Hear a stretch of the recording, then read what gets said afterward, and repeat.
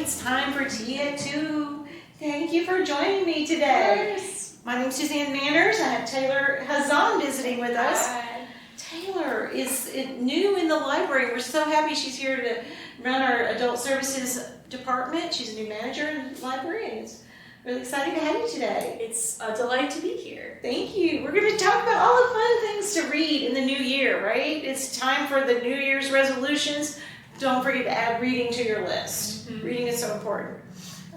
We wanted to say the Reading Trap is also an ongoing book club that meets out at the branch, the Trap Hill branch. That's why we have the name, the Reading Trap. You're not really caught in a trap.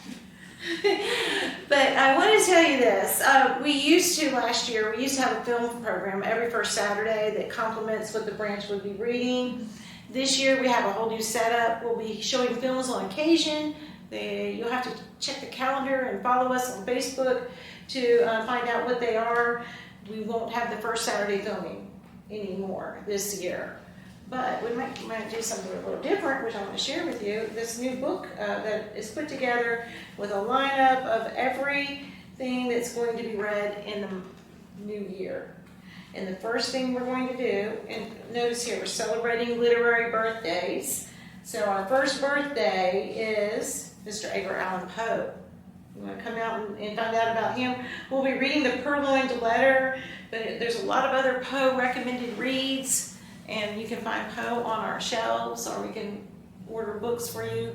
If you're interested in things like The Telltale Heart, that's another one, and other stories.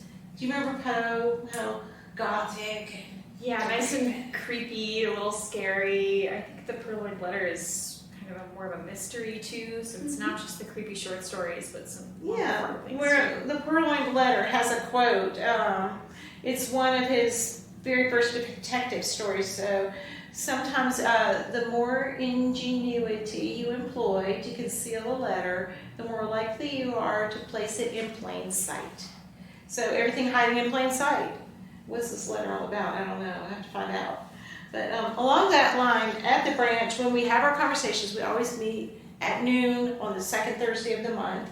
And we meet at noon so we can eat. And we like to eat food that relates to our story. So Really good food. Poe menu. We do have a few limited editions of this lineup. If you're a serious reader and you'd like to have a copy, just let us know. But I thought this sounded kind of interesting. Telltale Heart meatballs in red sauce. It's kind of spooky, but tasty. Yeah. Tasty at the same time. Okay, so here's the alternative to keeping it real. In the back of our book, we have some very unique things you can click on month to month. And this just gives you a little behind-the-scenes look at the historical context or a little bit about the author. And you can get a little preview on who we're celebrating and what we're reading for the folks in 2026. So join us for the Telltale Heart or the Purloined Letter or any other Poe story that's your favorite. We can find you some copies here in the library. It's going to be exciting, I think. Mm-hmm. All right. We'll say, what else do we have for the first of the year, for the new year? Well, I think the other book club that we're working on is, actually two other book clubs that we're working on. One, I think another very famous name, the library book club that meets at 4 o'clock on Every third Tuesday. Third Tuesday is going to be, The third Tuesday is the day after MLK's birthday. So that's part of it. I think we were going to meet around the time of Martin Luther King Day, and then it just made sense that we were going to read a Martin Luther King Jr. biography. This is a bit of a big book, so if you're looking at this thing that is definitely larger than my head, Jonathan Eig wrote, I would say, one of the most recent MLK Jr. biographies in a very long time. It's meant to be a really triumphant biography. It's won a lot of awards. And the reason we're pitching it is because I think if you're starting off a new year strong, you have a good resolution, getting that really big read out of the way is a good way to go.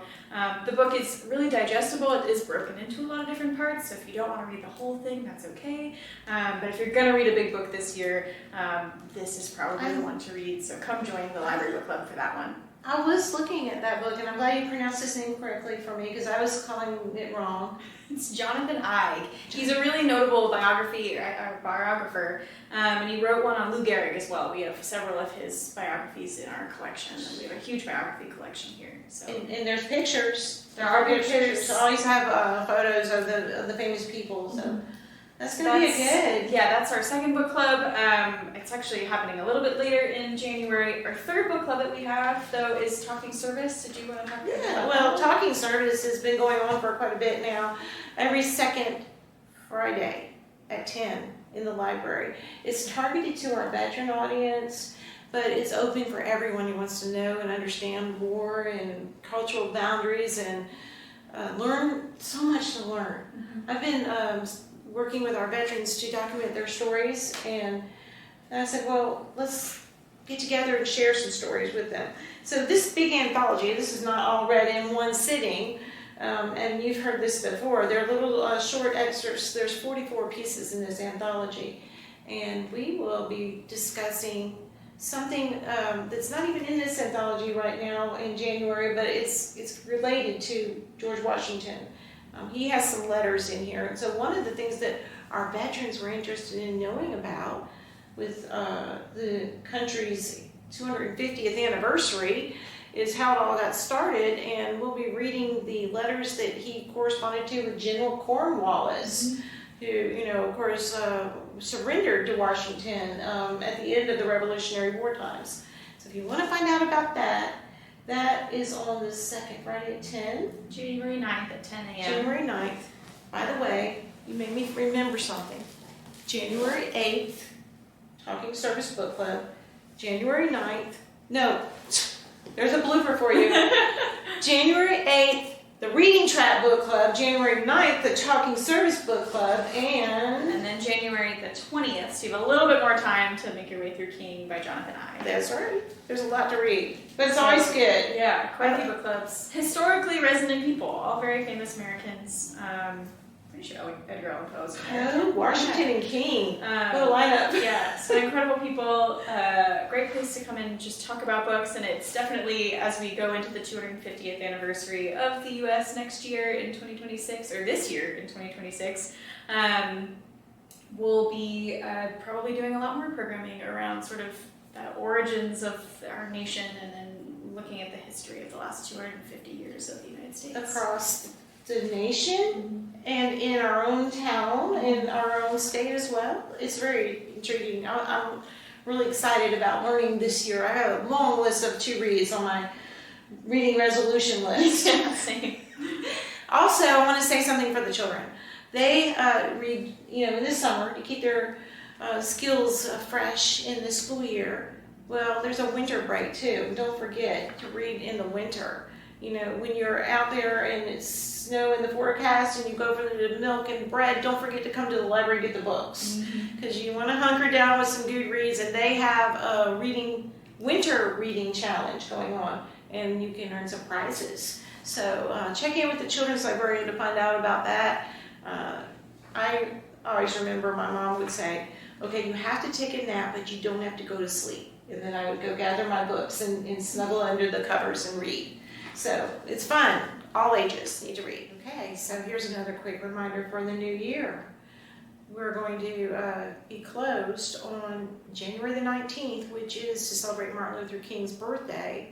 But don't forget on the 20th to come and hear more about his story. Even if you haven't read the book, you would love to come and be part of the conversation and learn things.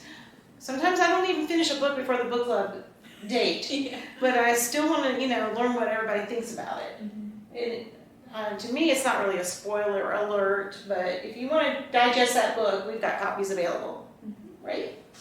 Okay, so next thing to remember is the Friends Book Sale. Have you been there yet? I haven't been. I've walked through very quickly, but I have not. I fear that I will walk out of there with more books than I have space for. I know. I have to watch my wallet when I go to their store. Well, actually, it's not like a big money pit for me because they're so affordable. Yeah.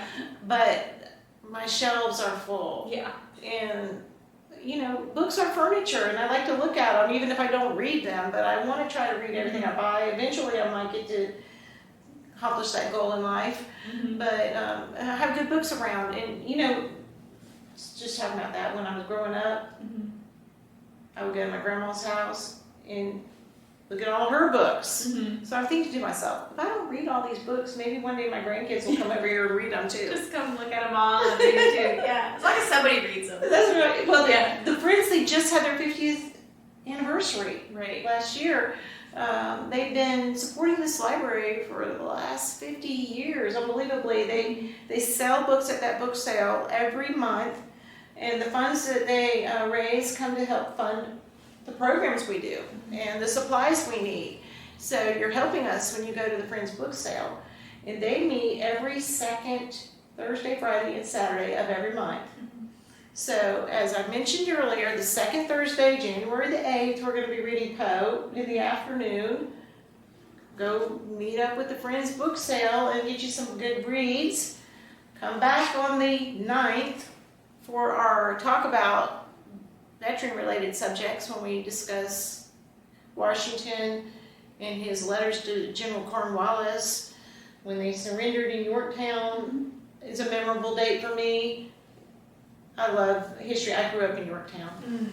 Okay, and then the next on the list is the King story. I know I'm revisiting all of this because in my brain I wanted to go chronologically. Yep. Okay, Taylor, tell us what's next, the Rhodes Scholar Lecture. The other thing too is I didn't realize the Friends of the Library book sale, they're open on Tuesday mornings as well. So if you forget about that second weekend of the month, you can always go in on Tuesday. Yeah, that's something they've recently begun doing, and I keep forgetting, so thanks for that reminder. Yeah, absolutely. When I went to their book sale, they've really got it looking good. Things are organized, you can find what you need, and people are there to help you if you're looking for particular books.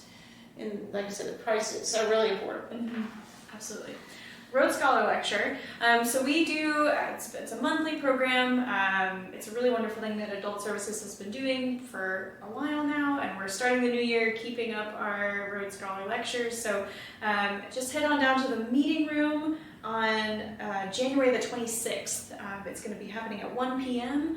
And actually, is it 2 p.m.? It's at 2. I think it used to be at 1, but they've moved it. It was at 1 in 2025, and I think they've shifted it a little bit. But this Rhodes Scholar Lecture is they bring somebody in who's a real sort of research professional who knows a subject like the back of their hand, and the topic for January is Georgia O'Keeffe. So if you're looking to escape the cold, cold mountains of western North Carolina and you want to see some beautiful scenes of the American Southwest, Georgia O'Keeffe is one. Speaking of famous Americans, this month, Georgia O'Keeffe is definitely another famous American to celebrate. She's probably one of the most notable American painters. And so art historian Matthew Palczynski is going to be talking a bit about her work and giving some context. And especially art, I feel like it's really interesting to hear people who really know art talk about it. I feel like I always come away having learned something. So come check out the Rhodes Scholar Lecture. It'll be down in the meeting room. There's usually sort of a 45-minute to an hour-long lecture, and then they open up the Zoom This is a virtual lecture. Questions. Yeah, so it's a virtual lecture, and people from all over the country pipe in, and there's often some really interesting questions, and the historian gets to kind of go off script and share even more stuff about the people that they know all this information about. So come check out the Rhodes Scholar Lecture on the 26th in the afternoon. And it's awesome because we can do this road from the armchair. We're traveling from this location all around the country. Okay, cool. Now you have gotten some good reads to recommend to us. I have a couple. I feel like I'll actually start probably with the travel-related one because we talked a bit about it.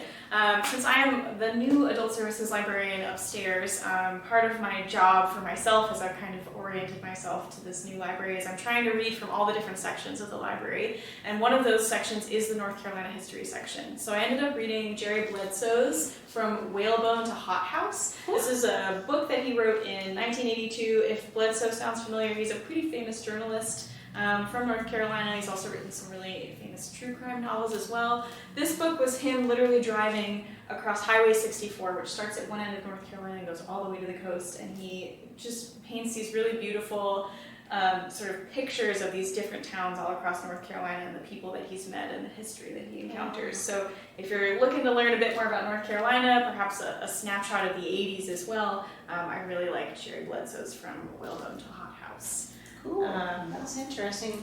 Yeah. The other thing that I wanted to note, speaking of New Year's resolutions, I don't read magazines enough. And I find that, especially if I can't just read a whole book, sometimes a good little magazine article you can kind of flip through, find something that interests you and catches your eye. I'm always reading online, so I forget that the Wilkes County Public Library also has paper magazines, so you don't have to read them online. You can actually hold the thing in your hand, and we actually do check these out. So if you wanted to bring a copy of the New Yorker home, People magazine, whatever, I think we have Good Housekeeping out there. Yeah, Rolling Stone. Rolling Stone. So if you're looking for just a sort of quicker read, but you want to take a look at some of the magazines, come look them. I think that's a really cool thing because Yeah. I want to mention this. With our new renovation, we had some really comfy seating. Mm-hmm. And there's some beautiful views outside the window here. Just drop by on your lunch break and take a magazine break. Absolutely. Bring your food. We don't care if you eat in the library as long as you don't go in the technology area. Exactly. Bring a cup of tea. Sit Yes. and read. Somebody's tea for reading two. People magazine out there right now. So the other two things, since I'm reading around the library, is nonfiction is also upstairs. Because it is the winter time, I wanted to recommend Catherine May's Wintering. It's this beautiful memoir that she wrote. She was kind of going through a wintry season of her life. There was a whole year where she was really forced to kind of slow down and reassess her life. But she talks a lot about the fact that you have seasons in your life, but also every year moves through these seasons. And so now that we're in the winter months, it's kind of a time to sort of rest, relax, reflect, and prepare for the year ahead. And so Wintering is a really stunning book that kind of encourages you to dive into that winter season and embrace it. So Wintering by Catherine May. And then the other spot of the library that I've been exploring is the YA collection. So our teen readers, our young adults, all of our books are back up on the second floor, right by the nonfiction. I will say, I am no longer a teen. It's been a long time since I've been a teen, but I wanted to read in every section. I read All My Rage by Sabaa Tahir. This was a National Book Award winner, so you're getting some really big book awards in the YA section as well, and I thought that this book was just wonderful. I did. I zoomed through this book. Sabaa actually grew up in the American Southwest in the Mojave Desert. Speaking of the desert, like Georgia O'Keeffe, grew up, her family owned a motel and she grew up there, and so the premise of this book, All My Rage, really kind of centers around a character who grows up in his family's motel. And it's a book about friendship and grief and loss and what you do to sort of protect and take care of the people that you love. It's one of the most beautiful books I've read in a really long time. And I'm always I think sometimes people think, well, it's for a teenager, it's not for me. And I find that books for young adults are some of the ones that are the most emotionally powerful that I've read. So if you haven't read a young adult novel in a while, I feel like they've really expanded just how beautiful and wonderful the language and the stories are. So come check out our young adult collection too. And it helps you relate to your younger self. Absolutely. And the younger generation today. Yeah, absolutely. Trying to figure out who you are and who you want to be, I feel like is the kind of question that we're all asking. That's cool. I had never heard of that author before, so I'm interested in learning about that book too. Yeah, All My You've got some good recommendations now. Thank you. You just added to my to-read list. It's my job, I guess. Well, we want to encourage all of you to continue to read, set some good reading resolutions for the new year. We are here to help you find a good book, something that strikes your fancy, or maybe something you never knew or heard of before. So, it's always an exciting thing to browse the stacks and say, ooh, that looks cool. Or maybe not, the cover doesn't look too good, but maybe it's better than you think on the inside. You never know what you're going to get. Absolutely. So, absolutely. You might know what you're going to get. You never know. I'm rambling. It's part of it. We could just talk about books all day. And you can come talk to librarians if you're looking for a place to go. I just helped somebody the other day who said, I don't have a particular title in mind, I just know a subject. And I said, the book's going to find you. And he came back with 2 books and he said, the book's found me. So that's a good story. I love it. You can find those books, or maybe they'll find you too. Well, thank you for coming in and chit-chatting with me on books. I love talking about books. And I love tea. So, cheers. Cheers.